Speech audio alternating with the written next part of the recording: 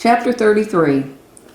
I was bored that Saturday, having not done much around the ranch, and we hadn't gone anywhere except over to Bob and Nancy's house for lunch. Daddy had come in for the night from working on the ranch. The door to the bathroom was open and he was standing in front of the mirror after a shower. He was standing there bare-chested wearing boxers and a towel around his neck. I watched as he carefully shaved his face. The leftover steam of the shower filtered past us and out the door. "Look at that face, just look at that face," I teased him. "It's a rather handsome face, wouldn't you say?" he replied. "Kinda reminds me of Cat in a Hat if you ask me," I chuckled. He quickly put down the razor and turned to swat my butt playfully. I giggled as I jerked away from him. "I'll give you Cat in a Hat in a minute," he threatened, but I knew he was playing. We joked a little more and he finished shaving. "Let's look at that face," he said as he put the razor away. "Come here." We both peered into the mirror, both of us dark-haired and sapphire-eyed. There was no doubt that we were related. I immediately noticed that I had the start of a pimple. I frowned and touched my face.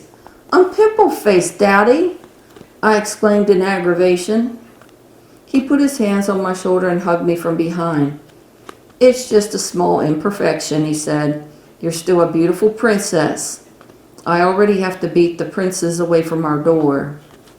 "That was just the mailman, Daddy, and he probably was about to deliver the publisher clearinghouse money. You really messed that up for us." He laughed and patted my shoulder as he let go of his hug on me. "You're something else. I don't know who you get your sense of humor from." "Bob," I deadpanned. We both laughed because Bob didn't have a sense of humor. "So what are you going to study in college? Nursing maybe? Or maybe you might like to be a teacher?" "I think you'd be a good teacher," he said to me as I sat on his bed and he pulled on a pair of jeans. "Probably truck driving.